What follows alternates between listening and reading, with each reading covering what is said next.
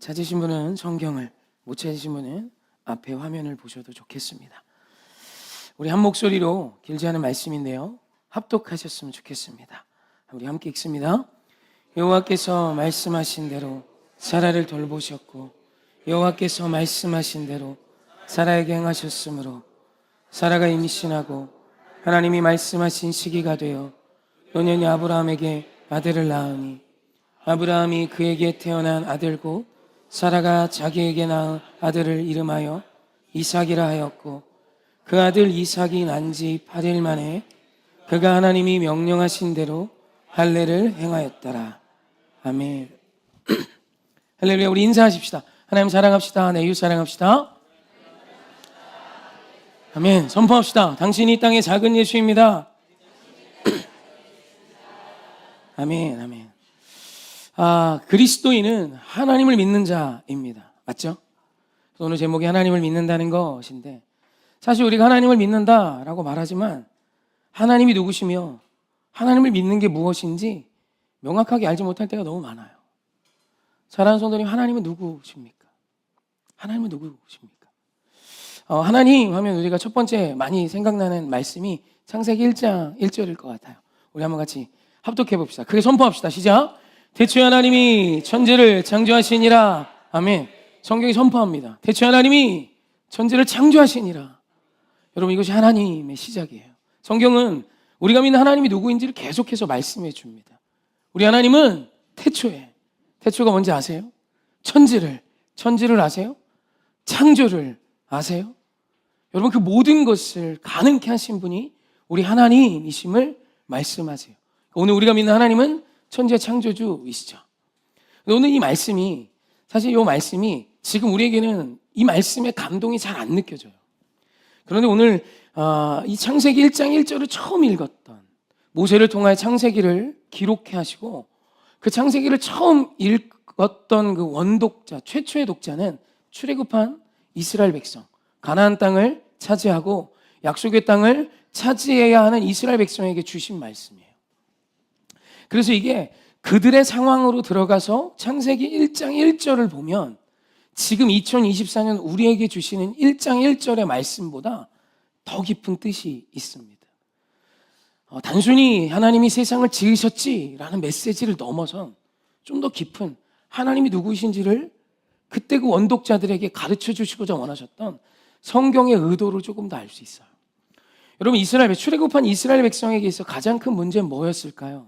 여러 문제가 많이 있죠. 일단 땅도 없고, 그죠? 인프라도 없고, 그리고 전투력도 없고, 식량도 없고, 광야의 문제도 있고, 여러 문제들이 있지만, 그래도 진짜 중요하고 큰 문제는 애굽의 문화에 찌들어 있는 노예의 근성이에요.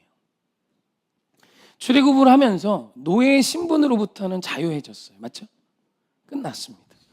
근데 중요한 건 노예의 근성, 노예의 정체성, 430년 살아왔던 애굽의 문화에 찌든 삶은 계속 따라와요.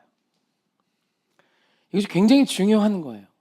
한번 생각해 보십시오. 430년 동안 이스라엘 백성이 애굽의 지배하에 있었어요.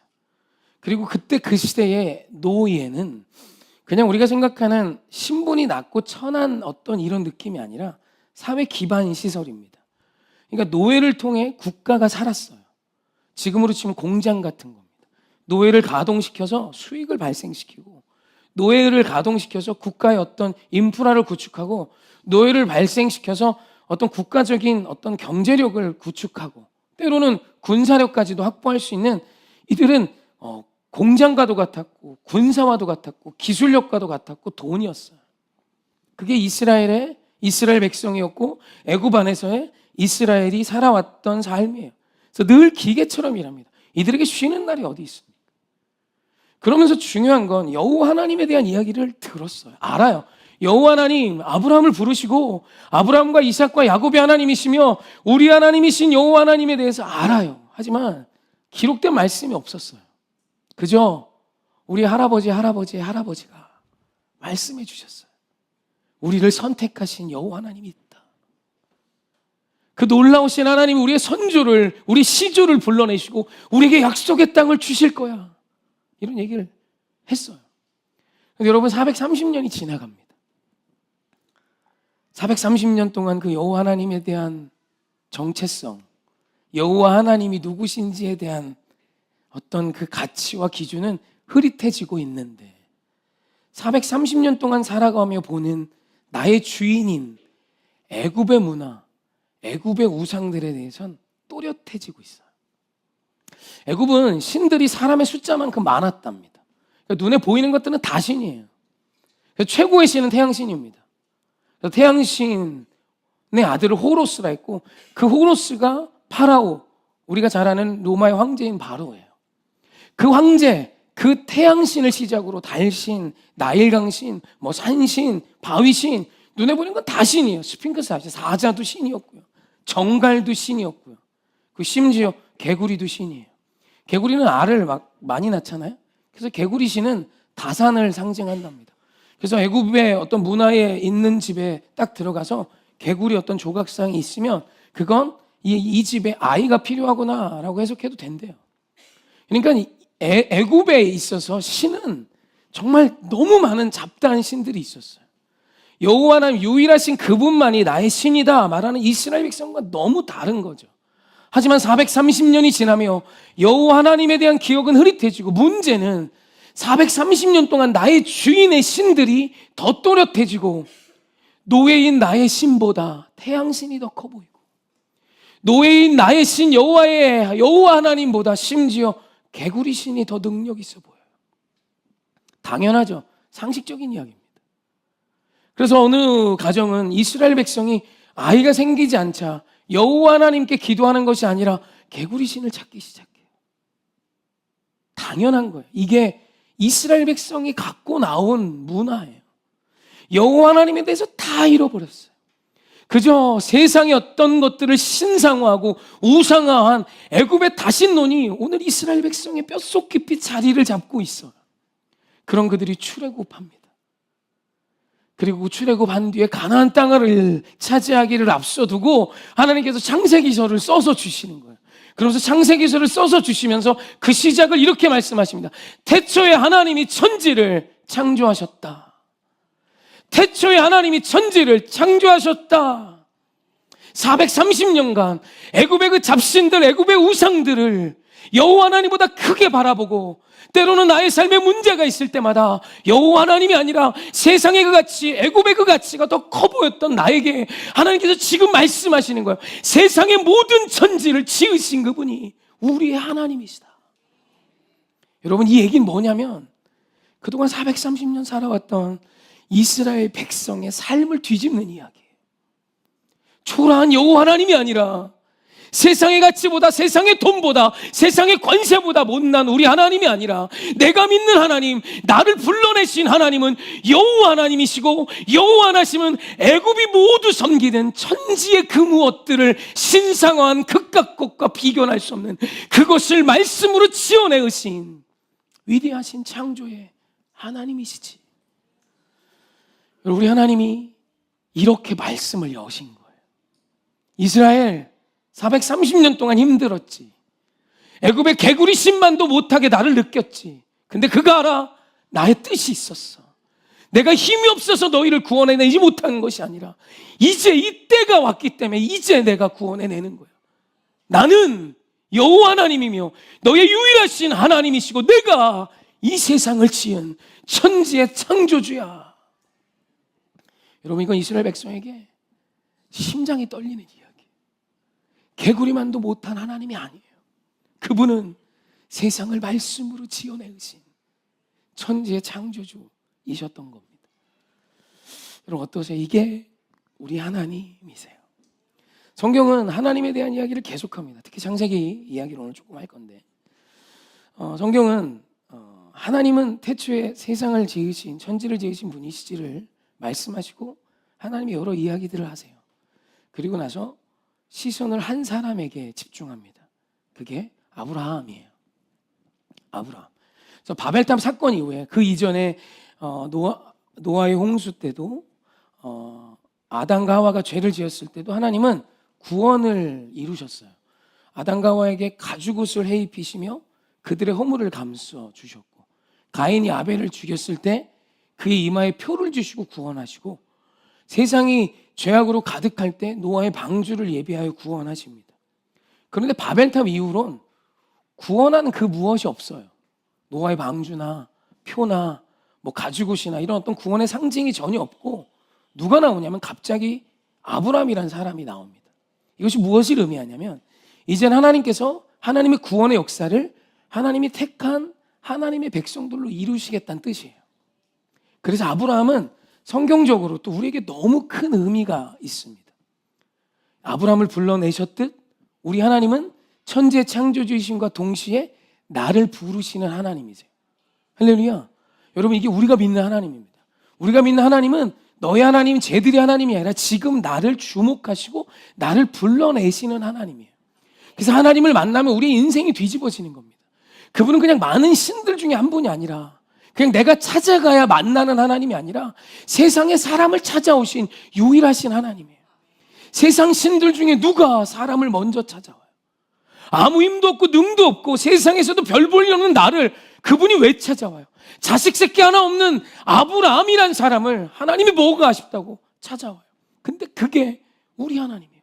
우리 하나님은 이 세상 어떤 신도 하지 않았던 이 못난 나를 먼저 찾아와 자신을 소개하시고 자신의 뜻을 말씀하시고 약속을 주시며 우리를 이끌어내시는 나의 하나님, 우리 하나님인 것입니다. 아브라함이 왜 중요하냐면 사실 지금은 아브라함과 나와의 어떤 연결점이 많이 없을 수 있어요. 근데 이것도 그 원독자로 가면 굉장히 신비합니다. 하나님께서 아브라함의 삶의 이야기를 성경으로 기록하셨는데 아브라함의 인생에 있었던 모든 에피소드를 다 기록하시진 않았죠. 기록할 필요가 있는 것만 기록하신 거예요. 근데 아브라함의 어떤 인생을 보면 이 아브라함의 인생과 이스라엘의 어떤 삶이 너무 비슷합니다. 우리 말씀 한번 볼까요? 창세기 21장, 죄송합니다. 창세기 12장 10절입니다. 함께 합독합시다. 시작. 그 땅에 기근이 들었으므로 아브라함이 애굽에 거류하려고 그리로 내려갔으니 이는 그 땅에 기근이 심하였음이라. 아멘. 아브라함이 애굽으로 내려갔었어요. 애굽으로 간 적이 있는데 그 이유가 뭐냐면 기근 때문입니다. 기근 때문에 아브라함이 애굽에 내려가요. 이스라엘은 왜 내려갔죠? 기근 때문에 내려갔어요. 기근이 와서 죽었던 줄 알았던 요셉이 애굽의 총리가 됐대요. 그 소식을 전해 듣고 야곱과 그 식구들이 기근 때문에 애굽으로 내려갑니다. 똑같죠? 그리고 아브라함이 애굽에서 나의 몸 사라를 빼앗깁니다. 고난 당해요. 나의 아내 사라를 빼앗겼다는 건 그때는 사레였죠. 사레를 빼앗겼다는 건 그냥 단순히 이혼 정도가 아니라 나의 전부를 빼앗긴 겁니다. 여러분, 나와 사라, 제가 아니죠. 아브라함과 사라는 한 몸이 한 몸. 그리고 아브라함과 사라를 통해 하나님은 이스라엘 민족을 약속한 거예요. 아브라함과 하갈, 아브라함과 어떤 여자여야 되는 게 아니라 아브라함의 몸인 사라여야만 하는 거예요. 그래서 아브라함의 여종인 하갈 사이에서 태어난 이스마엘은 하나님의 백성일 수 없는 거예요. 하나님의 약속은 아브라함과 사라에게 있는 겁니다. 할렐루야. 아브라함의 몸은 사라예요. 하갈이 아니에요. 아멘. 근데 하나님이 애굽에 내려갔던 아브라함이 그 하나님의 약속의 말씀 함께 성취할 내 몸인 사라를 잃어버려요. 아브라함의 전부를 빼앗긴 겁니다. 애굽에서 고난을 당해요. 이스라엘 백성이 어땠죠? 애굽에 가서 처음에는 요셉에 의해 손님으로 갔어요. 고센 땅도 받고 인정받고 애굽인과 동등됨을 취하며 살았습니다. 그러다 애굽의 황제가 요셉의 공로, 요셉을 기억하지 않는 자가 등극해요. 하나님의 뜻이죠. 그래서 이스라엘 백성이 그때부터 모든 고난을 받기 시작합니다. 아브라함의 고난, 이스라엘의 고난이 똑같아요. 그리고 이 고난을 줬던 바로에게, 아브라함을 괴롭혔던 바로에게 하나님이 재앙을 내리십니다. 그죠? 이스라엘 백성을 괴롭혔던 바로에게 하나님이 10가지 재앙을 내리세요. 그리고 이 아브라함이 애굽에서 나올 때 그냥 나오지 않고 금과 은을 받아 갖고 나와요. 이스라엘 백성도 애굽에서 나올 때 금과 은을 받아 갖고 나옵니다. 오늘 이 이야기가 뭘까? 그리고 그 이후에도 아브라함이 롯이 그 전쟁 가운데 소돔에 살던 롯이 납치당했다는 소식을 듣고 전쟁에 참전합니다. 집에서 길리온 318명의 군사와 함께. 그 몇이나 됩니까? 근데 고대 근동 지역의 그 가나안 땅 전 지역에서 일어난 전쟁을 아브라함이 정리해버려요. 다 승리하고 모든 빼앗긴 걸 다 찾아옵니다. 전쟁에서 승리하죠. 이스라엘 백성이 출애굽하고 난 뒤에 노예살이했던 그들이 무슨 전투력이 있습니까? 근데 아말렉과 싸워 이깁니다. 똑같아요. 그러니까 오늘 아브라함의 인생에 있어서 하나님이 기록하신 내용은 이스라엘 백성에게 들려주고 싶으셨던 아브라함의 에피소드인 거예요. 즉 이게 무슨 말이에요? 아브라함의 인생 가운데 역사했던 하나님, 그에게도 고난이 있었고 어려움도 있었고 위기도 있었고 전쟁도 있었지. 그러나 내가 그를 지켰고 그를 승리하게 했어. 이 상황과 너희 똑같이 염려하지 마. 내가 약속한 땅을 줄 거고 승리하게 해줄 거야 라는 거예요. 그리고 지금 우리에게도 말씀하세요. 아브라함을 불러낸 하나님이 너의 하나님, 우리의 하나님이야. 오늘 너의 인생에 고난이 올 때, 기근이 올 때 괜찮아. 때로는 애굽이라는 고난의 땅에 있어도 괜찮아. 나의 뜻과 나의 계획이 있단다. 그리고 때가 되면 거두게 할 거야. 때가 되면 속히 이룰 거야. 때가 되면 내가 일하지. 여러분, 이것을 하나님이 말씀하시는 거예요. 그러니까 우리 하나님은 누구예요? 우리의 하나님, 나의 하나님, 나를 부르시는 하나님, 나를 찾아오신 하나님, 전쟁의 하나님, 승리의 하나님, 능력의 하나님이심을 아브라함의 이야기를 통하여, 우리에게는 이스라엘 백성의 이야기를 통하여 우리의 인생에 도전하시는 거예요. 네가 믿는 하나님이 누군지 알아? 그는 세상을 말씀으로 지으셨어. 네가 믿는 그 하나님은 너를 찾아오신 하나님이야. 네가 찾아낸 신이 아니라 내가 너를 지었고 너를 창세전부터 알았고 너를 택하였고 너를 찾아와 나의 사명과 소명을 준, 너를 사랑하는, 너를 사랑하여 아들을 내어준 하나님이 바로 나지. 이 세상의 어떤 가치보다도 승리는 나에게 있고, 네가 전투력이 있고 네가 기세가 있고 네가 전력이 좋아서 전쟁에 승리하는 것이 아니라 승리는 내가 너에게 주는 거야. 여러분, 이것이 우리가 믿는 하나님이에요. 그런데 사실 이 하나님보다 성경에서 제일 많이 나오는 하나님이 누구신지에 대한 표현이 사실 오늘 본문에 있어요. 오늘 본문을 보면 반복하여서 하나님에 대한 표현을 이렇게 하고 있습니다. 우리 한번 같이 오늘 본문 합독해 봅시다. 창세기 21장 1절로 2절입니다. 함께 합독합시다. 시작.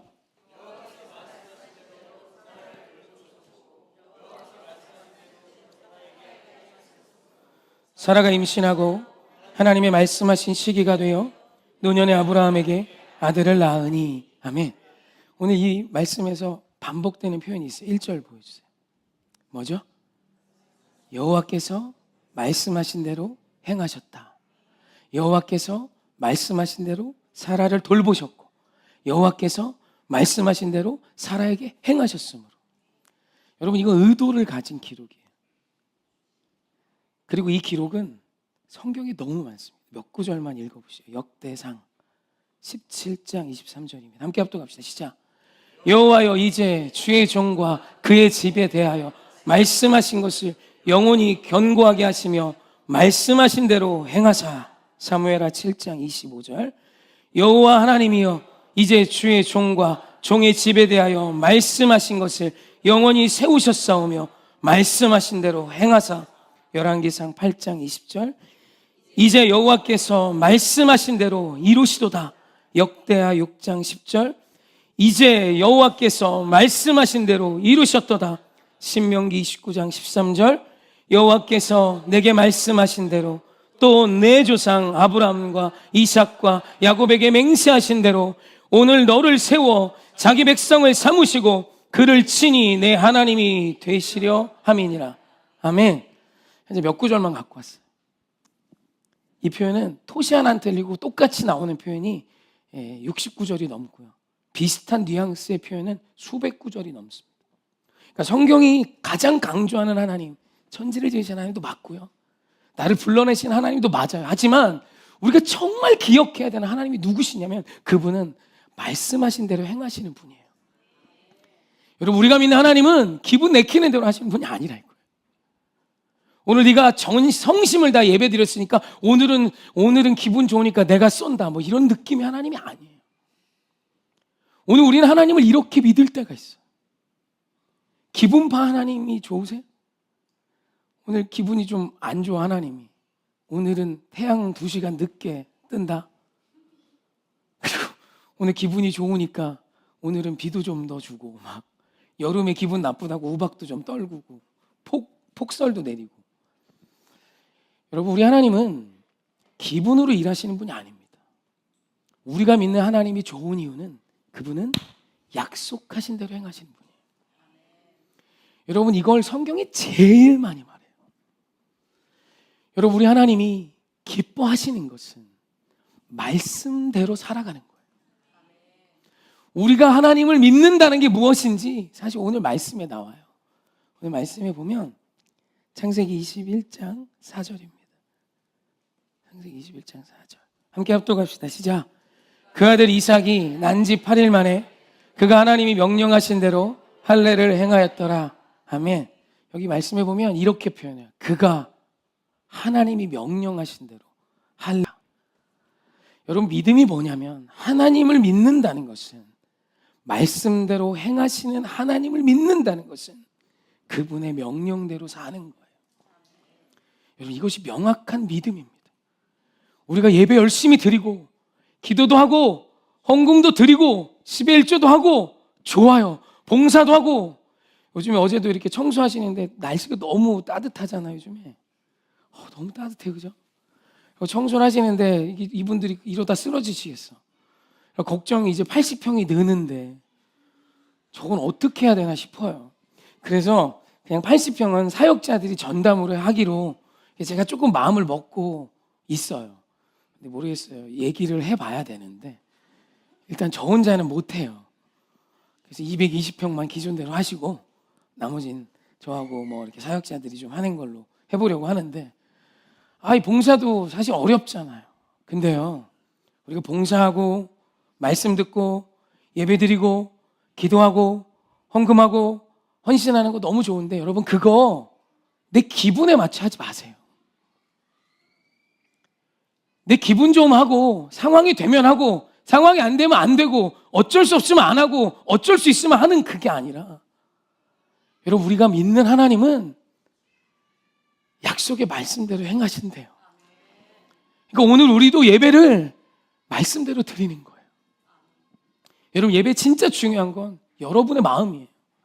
여러분입니다. 여러분, 강대상을 좀 예쁘게 꾸미는 걸 좋아합니다. 근데 성경 어디에도 강대상을 예쁘게 꾸미면 내가 좋지, 꽃꽂이도 다 해놔. 그래서 어떤 목사님은 화원에서 설교하세요. 진짜 난 너무 깜짝 놀랐어요. 얼굴이 꽃 사이에 이렇게 있어요. 이렇게까지 해야 되나? 제가 볼 때 아무래도 이 권사님들이 이렇게 너도 나도 하신가, 꽃꽂이 행사를 내가 봤을 때 그 교회 한 번 했어. 한 10분 이상 되는 것 같아요. 그러니까 여기서도 꽂고 저기서도 꽂으니까 나중에 강대상이 바닥도 할 것 없이 전부 꽃이에요. 여러분, 그거 있거나 없거나, 여러분, 말씀대로 사는, 말씀대로 드리는 예배가 하나님이 기뻐하는 예배예요. 할렐루야. 여러분, 오늘 이삭이 난 지 8일 만에 할례를 받았어요. 우리 요 얘기 잠깐 해요. 여러분, 애기들 키워봤죠? 8일 된 애기 고추가 고추, 네, 맞죠? 애기 생식기가 또 그렇잖아, 그죠? 애기 고추는 요만해요. 진짜 전 아들만 셋이라 너무 잘 알아요. 저희 큰 애가 요만했던 거 얘기하지 마세요. 요즘 민감해. 지금 2차 성징이 오고 있어서 고추에게 엄청 민감해. 아무튼 요만했어. 난 지 8일 된 애 고추는 요만. 8일 된 애 이 고추에 표피를 잘라내는 게 할례잖아요. 하실 수 있어요. 그러니까 우리가 성경에서 쉽게 그냥 할례했다 하는데 호떡 이게 아니잖아. 그죠? 8일 된 애 그 고추를 잡아서 어떻게 해야 돼? 당겨야 되나? 어떤 지금 할례를 행하는 데를 보니까 이거를 집게로 물어서 놓더라고. 애가 그때부터 울어요. 그래서 그걸 칼로 싹 자르면 난리가 납니다. 그럼 난 지 8일 된 애는 뭘 알아?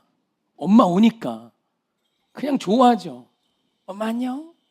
엄마 안녕. 그러더니 갑자기 아빠가 칼을 갈아. 돌칼을 막 갈아. 애가 뭘 알아? 밥 하나 보다 하지. 밥 하나보다 하지. 이걸로 내 살점을 잘라낼 거라고 누가 예상을 합니까? 그렇게 할례를 한 거예요. 여러분, 우리 엄마, 저는 아브라함보다 이 대목에선 사라의 지분이 크다고 생각해. 요즘에 남편이 그런다 그러면 이혼감이지. 다 끝났어. 당신 미쳤어? 이렇게 나오지 않을까? 여러분, 그게 할례예요. 무엇보다 오늘 제가 말씀드리고 싶은 건 이 할례는 하나님과 아브라함의 언약이에요. 말씀 잠깐 볼까요? 창세기 17장 10절입니다. 함께 합독합시다. 시작. 너희 중 남자는 다 할례를 받으라. 이것이 나와 너희와 너희 후손 사이에 지킬 내 언약이니라. 아멘. 여러분, 이 언약이 우린 너무 잘 아는 한 문화지만 아브라함에게 이삭이 뭐예요? 100세 얻은 아들이에요. 사라에게 이삭이 90세 얻은 아들이에요. 여러분, 그 아들이 어떤 느낌일 것 같아요? 내가 100번 죽어도 살려내야 되는 아들. 맞잖아요. 그죠? 전부. 이걸 뭐라고 표현해야 돼요? 100세 얻은 그 아들인데 그 아들에게 할례를 행해야 돼요. 근데 아무도 안 해. 여러분, 남들이 다 하는 거, 이게 얼마나 큰 힘인지 아십니까? 나만 군대 가야 돼. 이거 뭐 40일 금식하고 난리 날 겁니다. 왜 나만 고난 주시냐? 왜 내게 임한 고난이고 나만 그러냐고.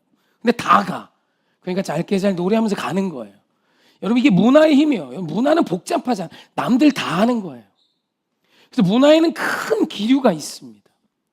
근데 진짜 이 할례가 어려웠던 이유가 뭐냐면 아브라함만 하는 거예요. 이거 했다 그러면 주변 아무도 이해를 못해. 너 미쳤니? 그 갓난쟁이 그러다 죽으면 어떡하려고. 사라 입장에서만 90세 얻은 아들. 내가 지금 경수가 끊어져 생리를 안 해. 근데 어느 날 갑자기 배가 불러오는 거예요. 뭐야, 똥 뺀가? 그러지 않았겠어요? 살이 쪘나? 근데 얘가 뱃속에서 꿈틀거려요. 그렇게 10개월을 품었어요. 그리고 진짜 진통이 오더니 정말 아들이 태어나서 내 젖을 빨고 있는데 아버지 반, 나 반 닮은 애가 여기서 젖을 빨고 있어요. 걔 할례를 어떻게 해요? 근데 아브라함과 사라가 어떻게 해요? 말씀하실 대로 행하실 하나님을 신뢰하여 이 이삭이 태어났어요. 진짜 말씀하신 대로 행하셨어요. 할렐루야.